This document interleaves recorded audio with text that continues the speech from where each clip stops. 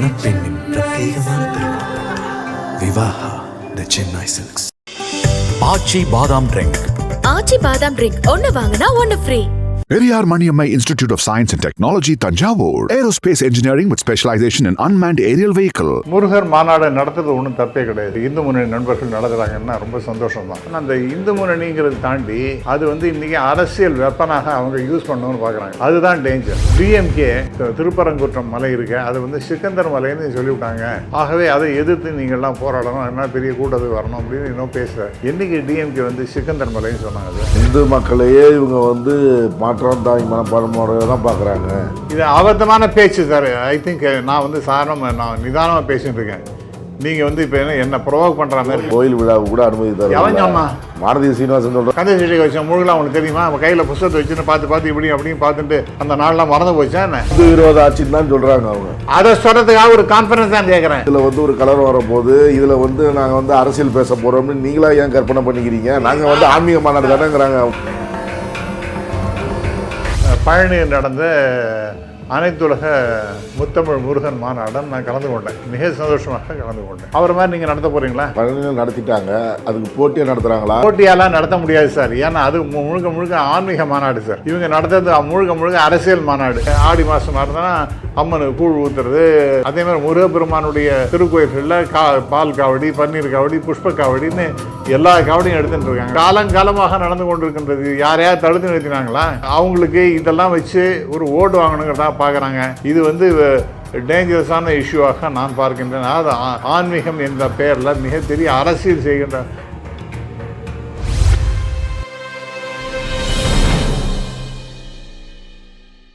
நக்கீரன் நேயர்களுக்கு வணக்கம். இன்று நம்முடன் கருத்துக்களை பகிர்ந்து கொள்ள இணைந்திருக்கிறார் அரசியல் விமர்சகர், கல்வியாளர், முனைவர் ராமசுப்ரமணியம் அவர்கள். வணக்கம் சார். வணக்கம் ராஜ்வேர். வெளிநாடு பயணம் முடிஞ்சு இப்போ தான் வந்தீங்க. ரொம்ப களைப்பாக இருக்குது, உடல் சோர்வாக இருக்குலாம் சொன்னீங்க. இருந்தாலும் நான் தொடர்ந்து வலியுறுத்தி கேட்டதுனால இப்போ அந்த முருகன் மாநாடு குறித்து ஒரு நேர்காணல் வைக்க ஒப்புக்கொள்கிறீங்க. ரொம்ப சிரமத்துக்கு மத்தியில் ஒரு நேர்காணல் தந்ததுக்கு நன்றி.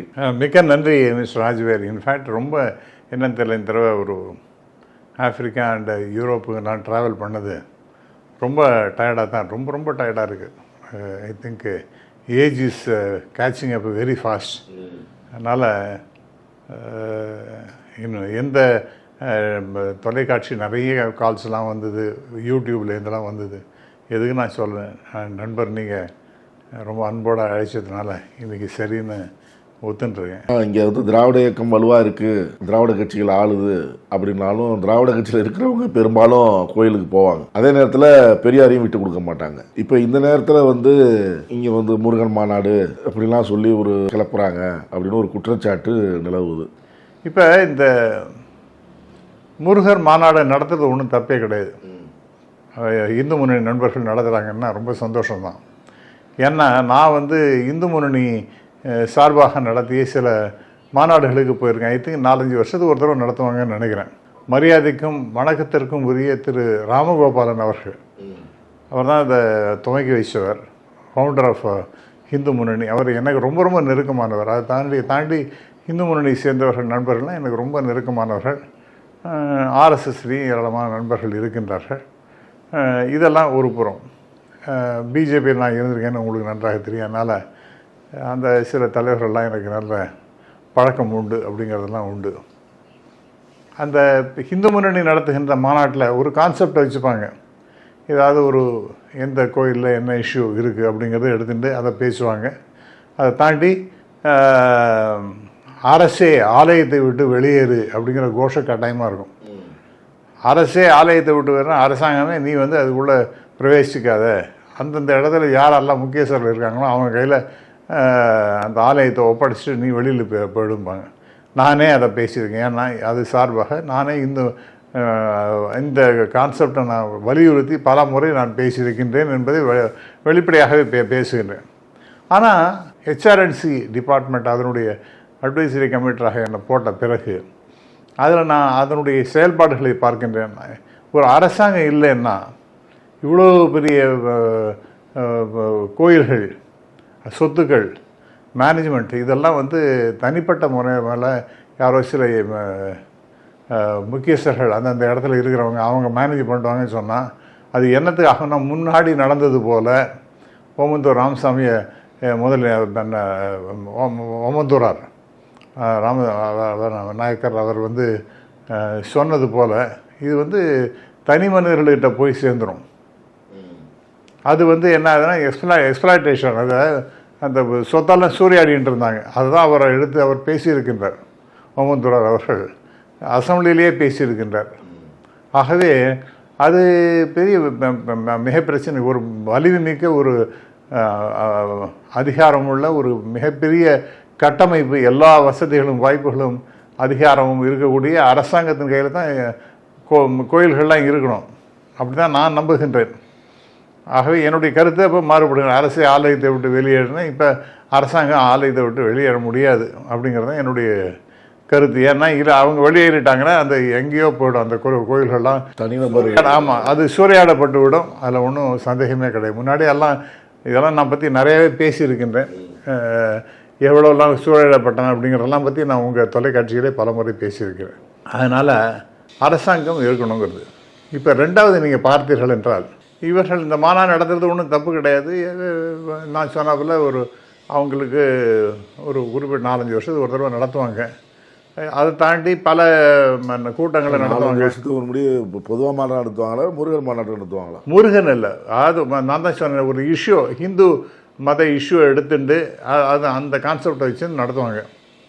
ஸோ அதனால் அது ஒன்றும் தப்பு கிடையாது சார். அது ஏன்னா அவங்களுக்கு உரிமை இருக்குது. ஒரு ஆரோக்கியமான விஷயத்தை, அணுகுமுறையை அவர்கள் கடைபிடிக்கின்றார்கள் அப்படின்னு தான் நாம் சொல்லணும். ஆனால் இப்போ என்ன ஆகி போச்சுன்னா, இந்த முருகர் அப்படிங்கிறது இன்றைக்கி விளையாட்டுத்தனமாக போயிடுது தமிழ்நாட்டில். வடநாட்டெல்லாம் ராமான்னு சொல்லிட்டு அதுக்கு எடுத்தாப்புல அதை வந்து அப்புறம் ராமர் கோயில் கட்டியாச்சு. அடுத்தது காசி மதுரா பாக்கிக அப்படின்னு சொல்லிட்டு காசி மதுரா அதையும் நாங்கள் கை வைக்க போகிறோம் அப்படிங்கிற மாதிரி கோஷங்கள்லாம் வந்து கொண்டிருக்கின்றன. அப்புறம் பசுமாட்டை அடித்து கொண்டு விட்டான் அப்படின்னு சொல்லிட்டு இருக்கா இல்லையா தெரியாது. அந்த மாதிரிலாம் ஒரு மத துவேஷத்தை கிளப்பி விடுற மாதிரி கொண்டு வந்தது. மூன்றாவதாக பார்த்தீர்கள் என்றால், பல இடங்களில் இப்போ மேற்கு வங்கத்துக்கு போனால் அங்கே காளி துர்கை அப்படிங்கிறது. அதே மாதிரி இப்போ ஒரிசாவில் போனீங்கன்னா பூரி ஜெகநாத்துங்கிறது. இது மாதிரி ஒரு இடத்துல ஒன்று வச்சுட்டு அரசியல் நம்ம இந்தியா முழுவதும் கிட்டத்தட்ட அந்த ஒரு சிஸ்டத்தை கொண்டு வந்துட்டாங்க. அந்த கணபதி விநாயகர் விழாங்கிறது வருஷா வருஷம் நடக்கக்கூடிய ஒரு பிரம்மாண்டமான விழாவாக இருக்கின்றது. அதனால் எல்லாருக்கும் பயமும் கிலியும் ஏற்படுகின்ற வகையில் என்னடாகும், இது இல்லாமல் லா அண்ட் ஆர்டர் ப்ராப்ளம் வந்துடுமே அப்படிங்கிற அளவுக்கு நிறைய பேர் கவலைகள்லாம் இருக்கின்றன. அதெல்லாம் உண்மையும் கூட. ஸோ இதனால் நாம் என்ன சொல்கிறோன்னா, இப்போ இந்து முன்னணி நல்லா நடத்திட்டோம், அதை பற்றி நமக்கு ஒன்றும் ஆட்சேபனை கிடையாது. ஆனால் அந்த இந்து முன்னணிங்கிறது தாண்டி அது வந்து இன்றைக்கி அரசியல் வெப்பனாக அவங்க யூஸ் பண்ணணும்னு பார்க்குறாங்க. அதுதான் டேஞ்சர். உதாரணமாக நீங்கள் கருப்பூர் கூட்டம் அந்த கந்தர் சஷ்டி கவசத்தை கேவலப்படுத்தி விட்டாங்க அப்படின்னு சொல்லிட்டு ஒரு பிரச்சனை வந்தது. அப்போ ஆட்சியில் யார் இருந்தாலும் ஏடிஎம்கே, அவங்களோட கூட்டணி பிஜேபி. அந்த சமயத்தில் என்ன நடந்தது, டிஎம்கே திட்டுறாங்க. பிஜேபிக்காரங்களும் மற்ற இந்து அமைப்புகளையும் சேர்ந்தவங்களும் டிஎம்கேக்கு அதுக்கு என்ன சார் சம்மந்தம்? கருப்பூர் கூட்டத்தை இப்போ இந்த சொன்னார்களே, கந்த சஷ்டி கவசத்தை கேவலப்படுத்தினார்களே, இதற்கு ஸ்டாலின் என்ன பதில் சொல்லுகின்றார், டிஎம்கே என்ன பதில் சொல்ல, எதுக்காக சொல்லணும்னு கேட்குறேன். அவங்களுக்கு அதுக்கு சம்மந்தமே கிடையாது. சட்டம் தன் கடமை செய்யும்னு அப்படி சொல்லிவிட்டு விட்டாங்க, அவ்வளோதான். அந்த ஆள் யாரோ அவங்கள குண்டர் சட்டத்தில் போட்டாங்க. அப்புறம் அவர் வெளியில் வந்துட்டார் அவர். அப்போ நீங்கள் அவங்க மேலே ஒரு பெரிய கடுமையான நடவடிக்கை எடுக்கிறதுக்கு நீங்கள் உங்கள் கையில் தான் நிறைய ஒரு பேட்டரி ஆஃப் லாயர்ஸ் இருக்காங்களே, அவங்கள வச்சு வெளியிலேயே வர முடியாத படிக்கு எங்களுடைய இந்து மதத்தை புண்படுத்தி விட்டார்கள், கேவலப்படுத்தி விட்டார்கள், அதெல்லாம் பண்ணிடலாம். ஒன்றும் இல்லை, அந்த ஆள் நம்மளும் வெளியில் வந்தாச்சு. ஆகவே அந்த கருப்பர் கூட்டம் இஷ்யூ, அந்த கந்தர் சஷ்டி கவசம் அப்படிங்கிறது it prove to be a very big failure. சரியா? அந்த நேரத்தில் தான் இவரும் யாத்திரை போனார், வேல் யாத்திரை. அடுத்தது எலெக்ஷனுக்கு முன்னாடி வேலை தூக்கிட்டு முருகன், முருகன் பிஜேபியினுடைய தலைவர், அவர் ஒரு புது கான்செப்டை கொண்டு வர, வேலை தூக்கிட்டு அங்கேயும் இங்கேயும் அலைஞ்சா நம்ம ஓட்டு வந்துடுமாக்குன்னு சொல்லிட்டு வெற்றிவேல் வீரவேல்னு ஒரு முழக்கம். அது இப்போ நிறைய பேர் என்ன சொல்கிறாங்க, நாங்கள் தான் அந்த வெற்றிவேல் வீரவேல் முழக்கத்தையே கொடுத்தோன்றாங்க இந்த பிஜேபிக்காரங்களும் இந்து முன்னணிக்காரங்களும் தொலைக்காட்சி. அதுக்கு முடியும் அந்த முழக்கம் இல்லையாம்மா? அவங்க ஏதாவது உளறிட்டு இருப்பாங்க. அவங்க வெற்றிவேல் வீரவேலுங்கிறது இயல்பாக தமிழ்நாட்டில் ஒரு ஆன்மீக ஒரு முழக்கமாக இது காலாகாலமாக இருந்து வருகின்றது. ஒரு சின்ன ஒரு எக்ஸாம்பிள் நான் சொல்கிறேன்னே, ஒரு திரைப்படம் வீரபாண்டிய கட்டபொம்மன், அதில் வந்து சண்டை போடுறாங்கன்னா வெற்றிவேல் வீரவேல்னு தான் சொல்லிட்டு சண்டை போடுவாங்க. சரியா? அதே மாதிரி தமிழ்நாட்டை சேர்ந்த நம்ம தமிழ்நாடு பெட்டாலியன் போர்க்குளத்தில் இருக்காங்கன்னா அவங்களுக்கு வெற்றிவேல் வீரவேல் என்கின்ற முழக்கம் உண்டு. அதெல்லாம் இன்னும் இவங்க தான் இன்னும் புதுசாக கண்டுபிடிச்ச மாதிரியும் யாருக்குமே தெரியாத மாதிரியும் வெற்றிவேல் வீரவேல்னு அது ஒன்று சொன்னாங்க. அந்த வேல் யாத்திரைங்கிறது ஒரு பெரிய கேலி கூத்து, கேவலம். திருத்தணிகையில் முருகப்பெருமான் அமைதியாகின்றார், சாந்தமடைகின்றார் சண்டை போட்டு. அங்கேருந்து கிளம்பி சண்டை போட்ட இடமான திருச்செந்தூருக்கு போய் முடிக்கிறாங்க கொண்டு போய். அது they wanted to create a problem. புரிஞ்சுங்களா? நீங்கள் எங்கேயாவது தமிழ்நாடு முழுவதும் ஏதாவது பிரச்சனை வரணும் அப்படிங்கிறதுக்காக என்னென்னவெல்லாம் பண்ணி பார்த்தாங்க, ஒன்றும் நடக்கலை. மூன்றாவதாக இப்போ இந்த இந்து முன்னணி நடத்துறதுனா ரைட்டு, அதுக்கும் பிஜேபி அதை முன்னெடுத்து நீங்கள் வாங்கன்னு இந்திய தமிழ்நாட்டில் இருக்க எல்லாரும் வாருங்கள் அப்படிங்கிறது சொல்கிறது மட்டுமல்லாமல் அமித்ஷா அவர்கள் சொல்கிறார் நீங்கள் எல்லாத்திலும் போய் அந்த முருகன் மாநாட்டில் கலந்துக்கணும். இப்போ பிஜேபி அந்த இஷ்யூவை அரசியல் காரணத்துக்காக கையில் எடுக்கிறாங்கன்னா இது ரொம்ப ஒரு பயங்கரமான விஷயம். அப்போ ஏதாவது பிரச்சனை உருவாக்குறது, அந்த பிரச்சனையை வச்சுட்டு நீங்கள் அரசியல் ஆதாயம். அதான் இப்போ இந்த இந்து முன்னணி இப்போ தலைவர் காடேஸ்வரா சுப்பிரமணியம்மா அவர் வந்து இதில் வந்து அரசியலே கிடையாது, அரசியலே பேசப்படாது, அரசியலே கிடையாது, யார் வேணாலும் எந்த கட்சிக்காரங்க வேணாலும் இதில் வந்து பங்கேற்கலாம் அப்படிங்கிற மாதிரி அவங்க சொல்கிறாங்க. ஆனால் அமித்ஷா வந்து பேசுகிறாரு. இப்போ பவன் கல்யாணம் தமிழக இப்போ இருக்கிற நயினா நாகேந்திரன் தான் போய் அழைப்பு விடுத்தேன்னு சொல்கிறாரு. இப்போ பாஜக நடத்துதா, இந்து முன்னணி நடத்துதா, அரசியல் மாநாடா இல்லை ஆன்மீக மாநாடா? இது அப்சல்யூட்லி அரசியல் மாநாடு தான் சார். இது பவன் கல்யாணம் கூப்பிடுறாங்க அப்படின்னு சொன்னால் அவர் வந்து ஒரு தீவிரமான ஹிந்து அப்படிங்கிறது ஒன்றும் தப்பே இல்லை. நானும் ரொம்ப தீவிரமான ஹிந்து தான், அது சொல்லிக்கிறது எனக்கு பெருமை தான். தமிழ்நாட்டில் இருக்கக்கூடிய 90-95% மக்களுக்கு ஆன்மீக உணர்வு இருக்கத்தான் செய்கின்றது. கோயிலுக்கு போகிறாங்க, சாமியை கும்பிடுறாங்க, ஏதோ விதத்தில் இந்த வழிபாட்டு முறைகள்லாம் தொடர்ந்து நடந்து கொண்டு தான் இருக்கின்றன. அதுலேயும் ஹிந்துக்கள் ஒரு 75% மேலே தமிழ்நாட்டில் இருக்கின்றார்கள் அப்படிங்கிறதெல்லாம் ஒன்றும் இல்லை. ஆனால் எனக்கு என்ன ஷாக்கிங்காக இருக்குன்னா, திரு அமித்ஷா அவர்கள் இங்கே சமீபத்தில் வந்தபோது, அது நான் வெளிநாட்டில் இருக்கும்போது தான் அதை நான் பார்த்தேன். அது என்ன, இங்கே தமிழ்நாட்டில் டிஎம்கே தான் அந்த சிக்கந்தர் மலை, அந்த திருப்பரங்குன்றம் மலை இருக்கு, அதை வந்து சிக்கந்தர் மலைன்னு சொல்லிவிட்டாங்க. அவங்களுக்கு சொல்வதற்கு என்ன யோகியதை இருக்குது, ஆகவே அதை எதிர்த்து நீங்கள்லாம் போராடணும், என்ன பெரிய கூட்டத்துக்கு வரணும் அப்படின்னு இன்னும் பேசுகிறார். என்றைக்கு டிஎம்கே வந்து சிக்கந்தர் மலைன்னு சொன்னாங்க சார்? அது நீங்கள் ஆட்சியில் இருக்கீங்க, அதிகாரம் உங்கள் கையில் இருக்குன்னு என்ன விதமான பொய்யும் சொல்லாமா? ஒரு பெரிய பொறுப்புள்ள ஹோம் மினிஸ்டர் வந்து, இந்தியாவுடைய ஹோம் மினிஸ்டர் சொல்கிறார் இது வந்து சிக்கந்தர் மலைன்னு டிஎம்கே சொல்லிவிட்டாங்கன்னு சொல்லிவிட்டு. அவங்க யார் அவங்களுக்கு அதிகாரம் கொடுத்ததுன்னு எங்கேயே சொன்னாங்க சிக்கந்தர் மலைன்னு? அவங்க ஏதாவது சொன்னாங்களா? இன்னும் சொல்ல போனால் அந்த இடம், அந்த திருப்பரங்குன்றம்ங்கிறது முருகப்பெருமானுக்கு ஒரு முக்கியமான ஒரு 6 வழிபாட்டு தலங்களில் முக்கியமான இடம், அதுவும் ஒன்று. அந்த தாண்டி அங்கே சிக்கந்தர் அப்படிங்கிற ஒரு இஸ்லாமிய பெரியவருக்கு ஒரு சமாதி ஒன்று இருக்குது அப்படின்றாங்க. நான்லாம் அங்கே போய் பார்த்தேன். நான் முருகப்பெருமான தரிசனம் பண்ணிக்கிற வழி அதெல்லாம் நான் போனதில்லை. ஆனால் அதுவும் ரொம்ப ரொம்ப காலமாக இருக்கின்றது.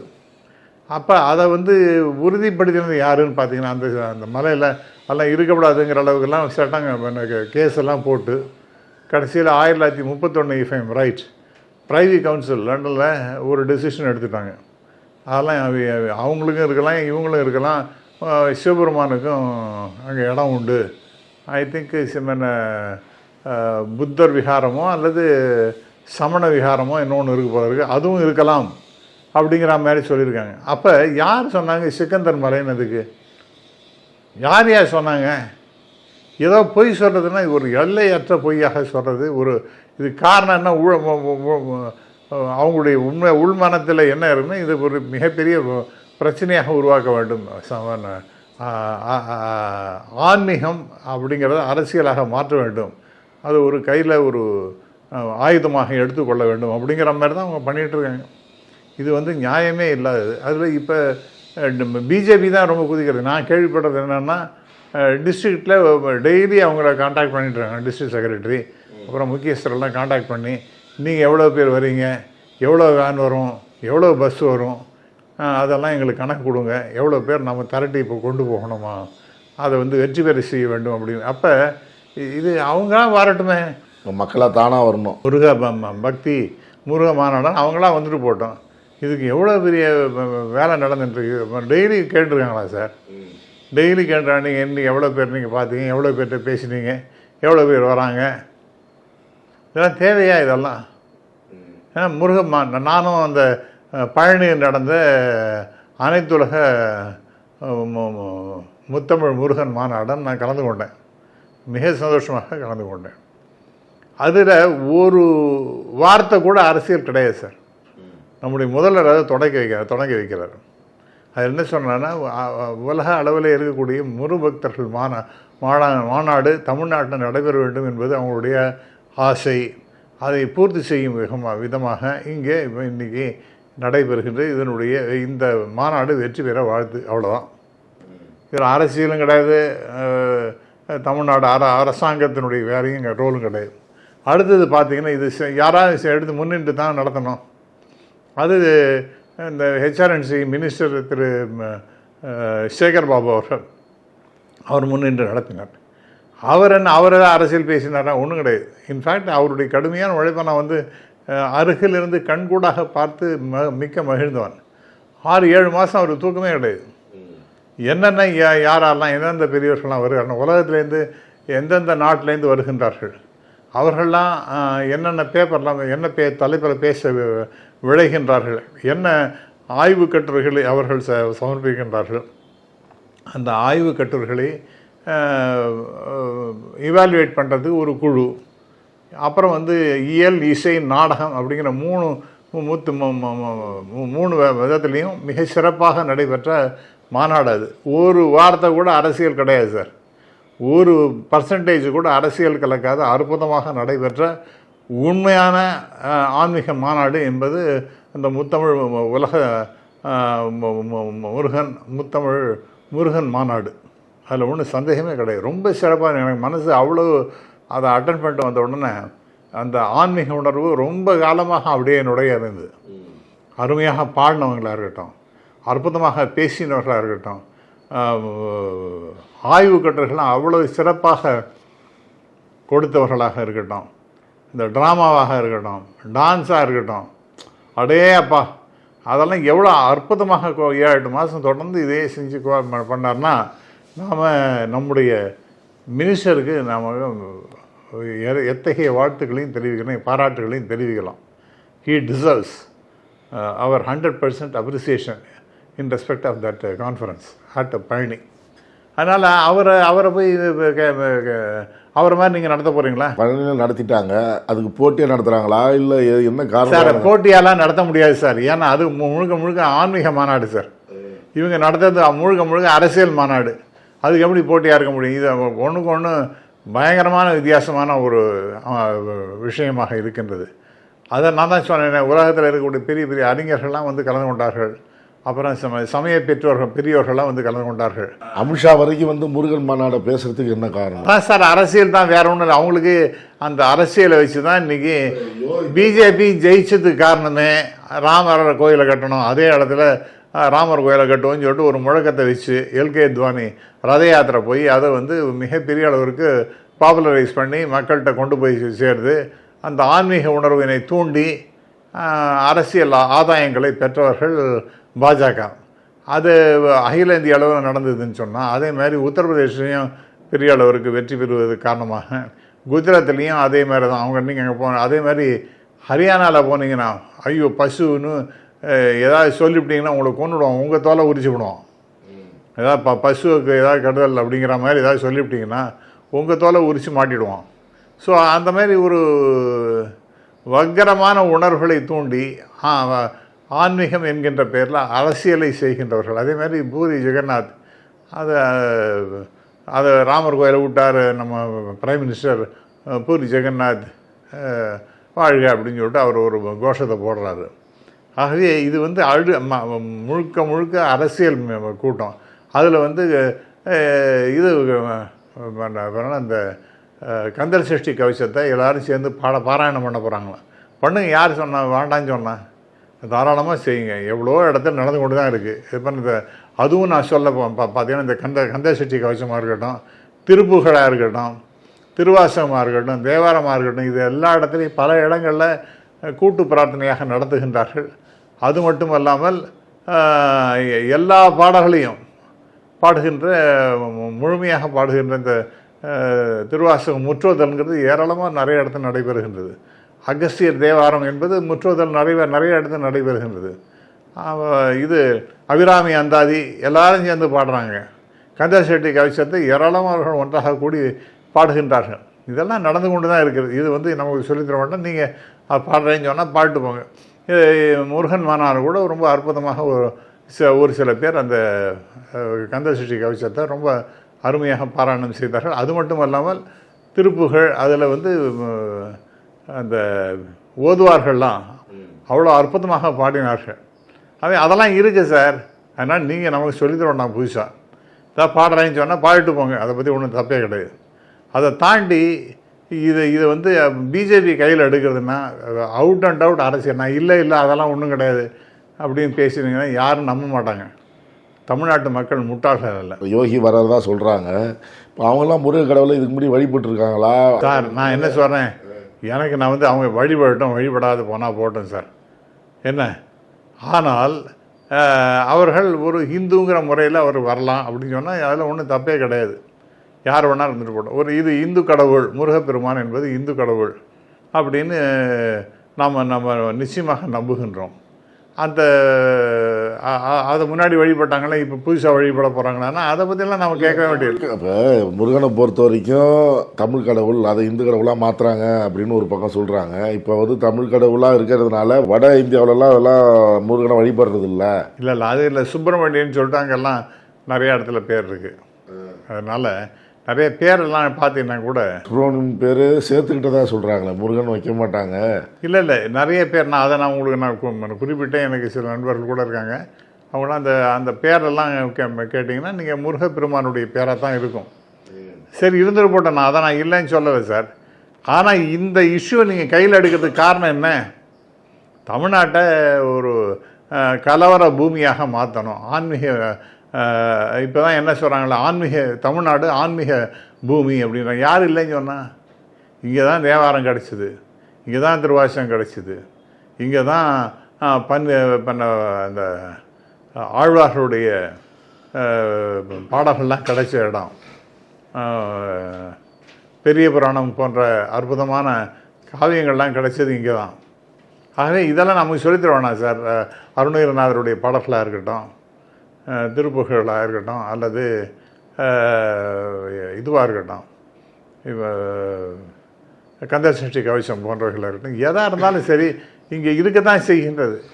இது காலங்காலமாக இதை நடைபெறுகின்ற ஒரு நிகழ்வு தான். அதை கொண்டு போய் நான் ஆன்மீக முருகன் பக்தர்கள் மாநாடுன்னு சொல்லிட்டு அவனே எனக்கு என்ன பண்ண இப்போ வேணால் பாருங்கள். பிஜேபி டிஎம்கே வெய்யறதுக்காக ஒரு மீட்டிங். அது இவர்கள் கருப்பர் கூட்டத்தை ஊக்குவித்தார்கள். கந்தர் சஷ்டி கவசத்தை கேவலப்படுத்தி மாநாடு நடத்துறதுக்கு அனுமதி தரதுலேருந்து எல்லா பிரச்சனையும் தமிழக கவர்மெண்ட் பண்ணுதுங்கிறாங்க சார். சில ஒரு ஏதாவது மாநாடு நடக்கிறதுன்னா அதனால எவ்வளோ விபரீதங்கள்லாம் கூட நடக்கிறது. அதுக்காக சில வரைமுறைகள்லாம் வைக்கணுமா வேண்டாமா? கோர்ட்டு கூட தான் சொல்லியிருக்கு. கோர்ட்டெல்லாம் சொல்லிதுன்னா அது டிஎம்கே கவர்மெண்ட்டு தான் கோர்ட்டை இப்படி தான் சொல்லணும்னு சொல்லிட்டு சொன்னாங்களா என்ன? 52 கண்டிஷன் போட்டுருவாங்கன்றாங்க கோர்ட்டு.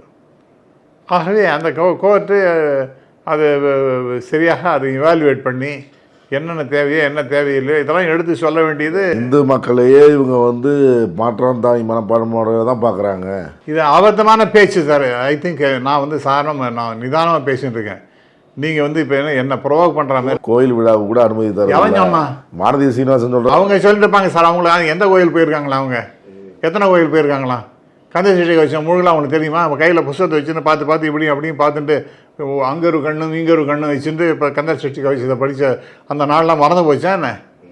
கோயில் விழாக்கு எந்த பண்ணாங்க? எந்த கோயிலில் குடமுழுக்கு எவ்வளோ கோயிலில் 2000 கோயிலுக்கு மேலே குடமுழுக்கு நடத்தினாங்களே? யார் நடத்தினாங்க கேட்டால்? யார் இப்போ நடத்தணும்? அரசாங்கத்துக்கு அதுக்கு என்ன சம்மந்தம்? ஏதாவது ஏடா கூடாமல் ஏட்டிக்கு போட்டே அவங்க சொல்றது வந்து இந்து விரோத ஆட்சின்னு தான் சொல்றாங்க அவங்க. அதை சொல்றதுக்காக ஒரு கான்ஃபரன்ஸா? அதை சொல்றதுக்காக ஒரு கான்ஃபரன்ஸ் தான் கேட்குறேன். நான் கேட்குறது என்ன, நீங்கள் வந்து உண்மையிலே ஆன்மீகத்தை தெளிக்கிற மாதிரி ஏதாவது நடத்தினீங்கன்னா பரவாயில்ல. ஆனால் இதெல்லாம் சொல்கிறதுக்கு அது நீங்கள் இப்போ பேசுகிறீங்க பாருங்கள், இந்த மாதிரி ஒரு துஷ்பிரச்சாரத்தை பண்ணுறதுக்காகவே ஒரு கான்ஃபரன்ஸ் நடத்த போகிறாங்க. எதுக்காக? ஏன் அனாவசியமான பிரச்சனைகளையும் தமிழ்நாட்டில் உருவாக்கணும்? இது பாட்டு பல்வேறு விதத்திலையும் வளர்ந்து கொண்டிருக்கின்றது. பொது மக்கள் மகிழ்ச்சியாக இருக்கின்றார்கள், மாணவர்கள் மகிழ்ச்சியாக இருக்கின்றார்கள். பொருளாதார ரீதியாக இது அவங்க சொல்றாங்கன்னா மாநாடு நடத்த போறோம், இதுல வந்து ஒரு பிரச்சனை வரப்போகுது, இதுல வந்து ஒரு கலவரம் வரப்போகுது, இதுல வந்து நாங்க வந்து அரசியல் பேச போறோம்னு நீங்களா ஏன் கற்பனை பண்ணிக்கிறீங்க? நாங்க வந்து ஆன்மீக மாநாடு தானேங்கிறாங்க. சார் உங்களோட பேக்ரவுண்டே அப்படி தானே சார்? பிஜேபியோட பேக்ரவுண்டு என்ன சார்? இது பூரி ஜெகநாத்தை போய் அவருக்கு ஒரேடியாக கொண்டாடி அங்கே இருக்கிற தமிழன் பாண்டியனை இங்கே பாண்டியன் தான் இங்கே ஆட்சி செய்கின்றார் அப்படிங்கிற மாதிரி ஒரு சாவி எடுத்துகிட்டு போயிட்டார். அதெல்லாம் வேற. அதெல்லாம் உங்களை எல்லாம் தெரிஞ்சதெல்லாம் நான் பேசியிருக்கோம்.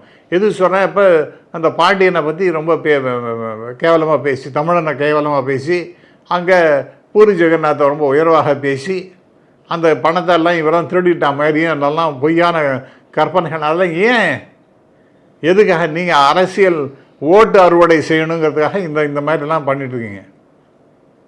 இவங்களாம் மற்றவங்களாம் பெரிய அப்படியே ஆன்மீக அப்படியே தலைக்கிறவங்களாம் என்ன சார்? இதெல்லாம் தப்பு சார். இந்த மாநாட்டுக்காக எல்லாரும் விரதம் இருக்கிறாங்க, நீங்க என்ன ஆன்மீகத்தை தடைக்கிறீங்களா? என்ன விரதம் இருக்கான்? 15 நாள் 20 நாள் விரதம் இருக்கான். எனக்கு தெரியாதுப்பா. எனக்கு என்ன விரதம் இருக்கேன்னு நான் சொன்னேன்னா கூட நான் கூட தான் விரதமாக இருக்கேன். காலம்புற நயினார் நாகேந்திரன் சொல்றாரு நான் விரதம் இருக்கிறேன். அவர் இருக்கட்டும் சார், ரொம்ப சந்தோஷம் சார். அவர் ஏதோ நான் அவருக்கு உடம்பெல்லாம் நல்லா ஃபிட்டாக வச்சுக்கணுங்கிறதாக என்னவோ பண்ணுறாருன்னு எனக்கு தெரியாது. I don't know. ஆகவே இது வந்து அவுட் அண்ட் அவுட் அரசியல் ரீதியாக திராவிட முன்னேற்ற கழகத்தை எதிர்க்க முடியாமல் அவங்களுக்கு மிகப்பெரிய கெடுதலை உண்டாக்கணும். வரக்கூடிய தேர்தலில் அவங்களுக்கு ஓட்டு ஹிந்துக்கள் போடக்கூடாது. இதெல்லாம் முயற்சியெல்லாம் பண்ணாங்களே, முயற்சியெல்லாம் பண்ண கருப்பர் கூட்டத்தை வச்சு நீங்கள் எல்லாம் முயற்சி செஞ்சீங்க. வேல் யாத்திரைன்னு சொல்லிட்டு அங்கிட்டு இங்கிட்டு ஓடினீங்களே, அதெல்லாம் என்ன மக்கள்லாம் உங்களெல்லாம் உதாசீனப்படுத்திட்டாங்க சார். உங்களை உதாசீனப்படுத்திட்டாங்க. அதெல்லாம் எடுத்துக்கவே மாட்டாங்க. இது என்றைக்குமே இன்றைக்கி ஆடி மாதமாக இருந்தால் அம்மனுக்கு கூழ் ஊற்றுறது எல்லாம் உண்டு. அதேமாதிரி முருகப்பெருமானுடைய திருக்கோயில்களில் பால் காவடி, பன்னீர் காவடி, புஷ்ப காவடின்னு எல்லா காவடியும் எடுத்துகிட்டு இருக்காங்க. வேலை நாக்கில் சொருகிண்டு இதெல்லாம் நடந்து கொண்டு, இது காலங்காலமாக நடந்து கொண்டு இருக்கின்றது. யாரையாவது தடுத்து நிறுத்தினாங்களா? அதெல்லாம் அங்கே போகக்கூடாதுன்னு சொன்னாங்களா? இவங்க வானதி சீனிவாசன் சொன்னாங்க. அவங்க என்ன சொன்னாங்க? டெய்லி ஏதாவது கோயிலுக்கு போய்ட்டுருக்காங்களா அவங்க? அதனால் இதை அவங்களுக்கு இதெல்லாம் வச்சு ஒரு ஓட்டு வாங்கணுங்கிறதா பார்க்குறாங்க. இது வந்து டேஞ்சரஸான இஷ்யூவாக நான் பார்க்கின்றேன். அது ஆன்மீகம் என்ற பெயரில் மிகப்பெரிய அரசியல் செய்கின்ற அது இது பிஜேபி இவன் இந்து முன்னணி தானே சார் நடந்தது. அதுக்கு பிஜேபி நயினார் நாகேந்திரனும் வானதி சீனிவாசனும் அதுக்கு ஏன் கங்கணம் கட்டின்ட்டு வேலை செஞ்சிட்ருக்காங்க? அவங்க எதாவது பண்ணட்டும், நானும் போய் கலந்துக்கிறேன்னா ரைட்டு. எனக்கு கூட தான் அழைப்பு வந்தது, வாங்க ஜி அப்படின்னு கூப்பிட்டாங்க. நான் போகிறதில்லை, ஏன்னா என்னுடைய உடனெல்லாம் சரி கிடையாது, அதனால் போகிறதில்லை. எதுக்கு நான் சொல்கிறேன்னா, அந்த மாதிரி போய் கலந்துங்க, அதெல்லாம் தப்பு இல்லை. ஏன்னா இதுக்கு முன்னாடி நடந்த மாநாடுகள்லாம் கூட இலகணேசன் போன்றவர்கள்லாம் போய் கலந்துட்டுருக்காங்க. அந்த மாதிரி போய் கலந்துங்க. ஆனால் அது கங்கணம் கட்டின்ட்டு அதை வந்து ஒரு துஷ்பிரச்சாரம் பண்ணிட்டு இது வந்து இந்த திராவிட முன்னேற்ற கழகம் பெரிய பிரச்சனையை உருவாக்க வேண்டும் என்று வேலை செஞ்சிட்ருக்காங்க. அரசியல் அவங்க தான் பண்ணுறாங்க, ஆன்மீகத்துக்கு எதிரான ஒரு ஆட்சி அப்படிங்கிற மாதிரி சொல்லுவது என்பது மிக மட்டரகமான ஒரு அரசியலாக நான் பார்க்கின்றேன். ஆகவே இது வந்து அவங்க பேசுகிற முழுக்களும் பெரிய நாடகமாக இருக்கிறது. அரசியல் நாடகம் செய்கின்றார்கள். ஆன்மீகங்கிற பேரில் மோசடி அரசியல் நாடகம் நடத்துகின்றார்கள் அப்படிங்கிறது தான் என்னுடைய கருத்து சார். கருத்துக்களை பகிர்ந்து கொண்டதற்கு நன்றி. நன்றி சார். நக்கீரன் டிவிக்கு சப்ஸ்கிரைப் செய்யுங்கள். உங்கள் ஆதரவே எங்கள் பலம். ஆசிரியர்களுக்கு நண்பனாகவும் மாணவர்களுக்கு ஆசானாகவும் திகழும் தேர்வு வழிகாட்டி. ஒவ்வொரு பாடத்திற்கும் அனுபவமிக்க ஆசிரியர்களின் துல்லியமான தெளிவான விடைகள். CNC இருக்கு, தேர்வு பயம் எதற்கு? இது தீரன் பப்ளிஷிங் ஹவுஸ் விற்பனை வெளியீடு.